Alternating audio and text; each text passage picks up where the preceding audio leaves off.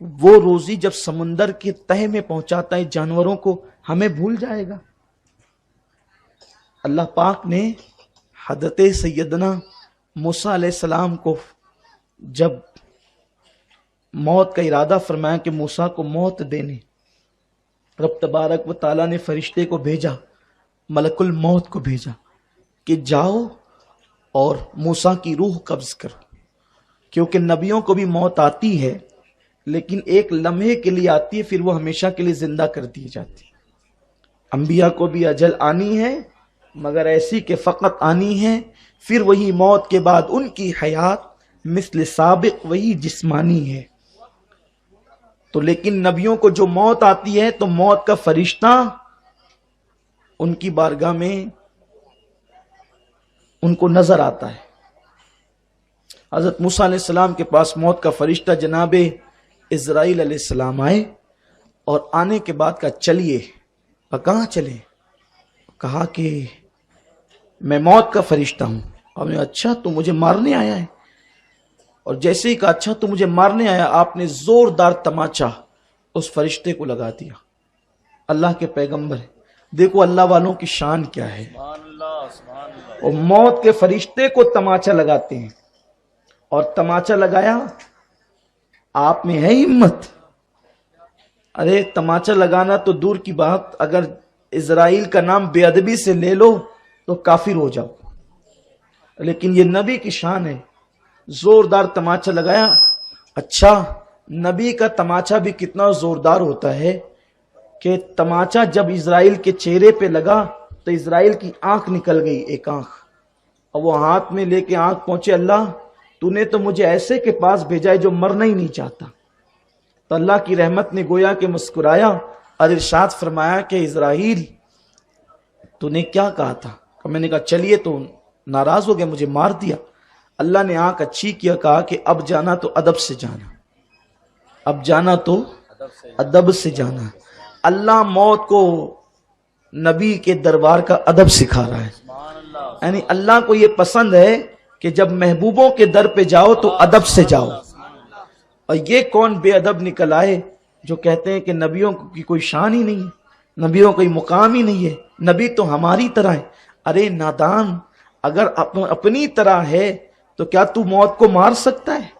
موت کا نام سن کر مولوی کی بھی حالت خراب ہوتی ہے، اور یہ وہ لوگ ہیں اللہ والے جو موت کو تماچا لگا رہے ہیں، اور اللہ نبی پہ اعتراض نہیں کر رہا ہے کہ میں نے بھیجا تم نے کیوں مارا، بلکہ اللہ فرما رہے ہیں کہ تو ادب کر۔ کس کا؟ میرے موسیٰ کا۔ ارے جب موسیٰ کے ادب کا یہ حال ہے تو جانے موسیٰ کا عالم کیا ہو، سید الانبیاء کی شان کیا ہوگی، امام الانبیاء کا مقام کیا ہوگا۔ جناب موسیٰ کے پاس وہ آئے اور اب ادب سے آئے، بیل لے کر کے کہا موسیٰ اس بیل پہ ہاتھ رکھیں، جتنے بال آپ کے ہاتھ کے نیچے آئیں گے اتنے سال آپ کی عمر بڑھا دی جائے گی۔ اللہ کے کلیم علیہ السلام نے کہا پھر کیا ہوگا؟ کہا پھر تو وہی ہوگا جو یار چاہے گا۔ تو کہا اس کی چاہت کیا ہے؟ تو کہا پھر چلنا ہی ہوگا۔ تو کہا بھی کل جانا ہے تو آج کیوں نہ، آج ہی چلتے ہیں، لیکن اللہ سے کہیں کہ تھوڑی سی مہلت دے۔ اللہ کسی کو مہلت نہیں دیتا، جب کسی کی موت کا وقت آتا ہے تو وہ کسی کو مہلت نہیں دیتا، یہ انبیاء کی شان ہے۔ عرض کرتے ہیں اللہ سے عرض کریں کہ تھوڑی سی مہلت دے، میں اپنے بیٹوں سے ملوں۔ تو جو سب سے چھوٹا بیٹا تھا حضرت موسیٰ علیہ السلام کا، اس کو گلے لگا کر کے روتے، پھر چھوڑتے، پھر لگاتے، پھر وہی باپ تو باپ ہوتا ہے۔ اللہ نے فرمایا موسیٰ یار سے ملنے میں اتنی تاخیر؟ جب بلاتا تھا من جانب الطور الایمن وقربناہ نجیہ، ذرا مجھ سے ملنے کے لیے اکیلے میں، تو دوڑا دوڑا چلا آتا تھا۔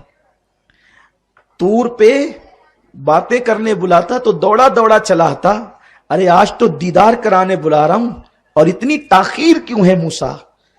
تو عرض کرتے مولا تیری لقاء کا اشتیاق تو ہے، لیکن یہ چھوٹے بیٹے کی محبت پیر میں زنجیر ڈالتی ہے کہ اب میرے بعد میرا یہ بچہ یتیم ہو جائے گا، چھوٹا ہے سب میں، اس کا کیا ہوگا، اس کی روزی روٹی کا کیا ہوگا، اس کے کھانے پینے کا کیا ہوگا۔